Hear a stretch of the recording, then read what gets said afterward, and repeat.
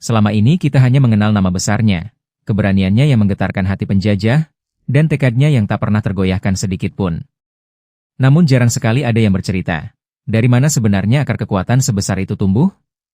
Mengapa cinta beliau kepada tanah Aceh begitu dalam, seolah-olah tanah itu adalah nadi yang mengalir di dalam tubuhnya sendiri? Di balik nama Cut Nyak Dien yang terukir emas di lembaran sejarah, tersimpan kisah penyatuan dua budaya yang berjiwa pejuang, perjalanan panjang kesetiaan, dan pengorbanan terberat, yang harus menelan kerinduan abadi hingga napas terakhirnya terhembus. Nama Cut Nyak Dien memang tak pernah asing di telinga kita. Banyak orang menceritakan sekadar permukaan tentang keberaniannya mengangkat senjata melawan penjajah, namun hampir tak ada yang menyingkap asal-usul beliau yang sesungguhnya. Sumber dari mana keberanian besar itu bermula?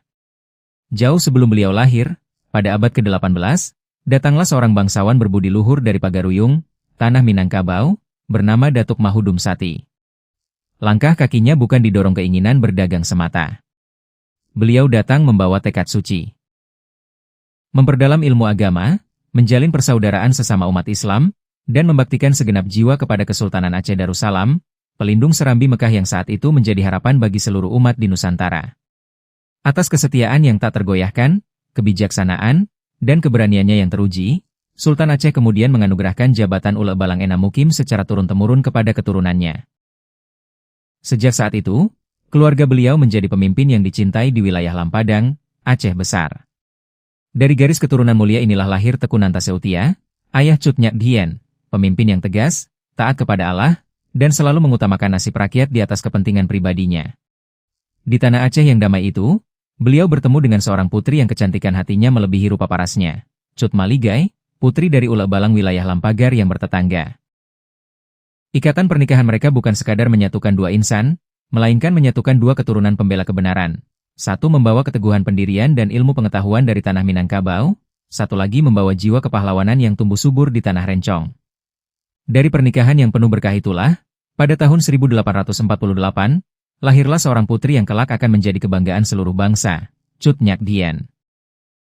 Beliau tumbuh bersama saudara-saudaranya, dididik sejak masih kecil untuk mencintai agama, menghormati leluhur, dan menjaga tanah air dengan segenap jiwa raga.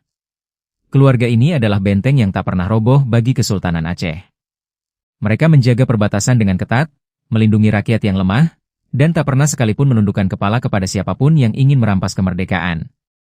Sejak dini, Cut Nyak Dien menanamkan di dalam dadanya satu keyakinan. Tanah ini adalah titipan Allah. Menyerah kepada penindas berarti mengkhianati darah para pendahulu, dan wanita pun memiliki kewajiban yang sama besarnya untuk mempertahankan kebenaran di muka bumi ini. Ketika api perang berkobar, beliau tidak bersembunyi di balik tembok rumah. Bersama suami pertamanya, Teku Ibrahim Lamnga, lalu bersama Panglima Besar Teku Umar yang menjadi suami keduanya, beliau melangkah tegap ke medan laga.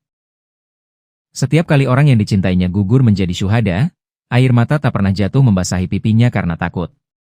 Beliau justru menguatkan hati orang-orang di sekelilingnya dengan berkata tegas, "Janganlah kita menangisi mereka yang telah pulang menghadap Tuhan sebagai pembela kebenaran.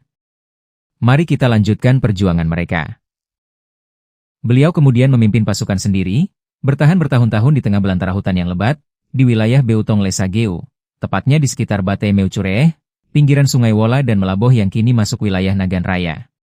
Di sana, di tengah rimbunnya pepohonan dan dinginnya udara hutan, beliau bertahan meski penglihatannya mulai kabur dan persendiannya sering terasa nyeri tak tertahankan karena penyakit encok yang dideritanya. Keberanian beliau begitu besar hingga menjadi ketakutan terbesar bagi pasukan Belanda.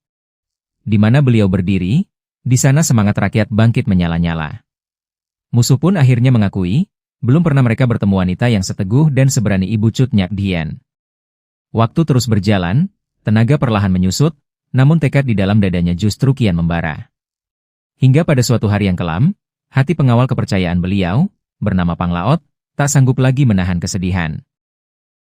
Melihat kondisi sang ibu pemimpin yang semakin lemah, buta sebelah, dan menderita sakit hebat namun tetap bertahan hidup seadanya demi kemerdekaan, rasa iba menguasai hatinya. Tanpa disadari sepenuhnya, karena berharap agar beliau setidaknya bisa dirawat dan sembuh, ia membocorkan rahasia tempat persembunyian itu kepada musuh. Padahal Cut Nyak Dien sendiri sama sekali tidak pernah berniat menyerah, bahkan sempat mengusirnya dengan perasaan kecewa yang mendalam. Dan begitulah kenyataan yang memilukan, beliau tidak kalah di medan perang, tidak tunduk oleh senjata musuh. Beliau akhirnya dikepung dan ditangkap pasukan Belanda di tempat persembunyiannya itu pada tanggal 4 November 1905, semata karena rasa kasihan yang keliru dari orang yang paling beliau percaya. Kemenangan yang dirayakan Belanda ternyata diselimuti rasa takut yang mendalam. Mereka sangat paham. Selama Cut Nyak Dien masih menginjakan kaki di tanah Aceh, semangat rakyat takkan pernah padam. Maka mereka pun mengambil keputusan yang kejam dan penuh kecemasan, membuang beliau jauh-jauh dari tanah kelahirannya. Tahun 1906, beliau diasingkan ke Sumedang, Jawa Barat, dipisahkan selamanya dari tanah tempat beliau lahir, dari makam orang tua dan suami tercinta. Serta dari putri sematawayangnya Cut Gambang yang tetap bertahan memegang senjata di tanah Aceh. Di negeri orang itu, nama besarnya disembunyikan. Beliau hanya dipanggil dengan sebutan Ibu Perbu, dan mengajarkan anak-anak setempat membaca Al-Quran dengan penuh kasih sayang. Namun tak ada yang tahu betapa rindunya hati beliau pada setiap hembusan angin yang membawa aroma laut Andaman, pada suara ombak di pesisir Aceh, dan pada tanah yang telah beliau bela dengan segenap jiwa. Tubuh yang dulu gagah memegang senjata kini perlahan melemah di tanah perantauan yang asing. Pada tanggal 6 November 1908, di usia sekitar 60 tahun, sang pahlawan hati yang paling tegar itu berpulang ke Rahmatullah, tanpa pernah sekalipun berkesempatan menapakkan kaki kembali ke tanah air yang ia cintai lebih dari nyawanya sendiri. Makam beliau baru berhasil ditemukan kembali pada tahun 1959, bertahun-tahun setelah negeri ini merdeka. Namanya kemudian diakui sebagai pahlawan nasional Indonesia, sebuah bukti abadi bahwa meski raga terpisah oleh ribuan kilometer lautan, jiwa dan semangat beliau tetap berdiri tegak di dalam hati setiap anak Aceh dan setiap anak bangsa yang mencintai kebenaran. Saudaraku sekalian, lihatlah betapa beratnya jalan yang beliau tempuh. Tidak dikalahkan oleh pedang, tidak dikalahkan oleh tembakan, namun harus berakhir karena rasa iba yang salah, dan terasing di tanah orang hingga ajal menjemput.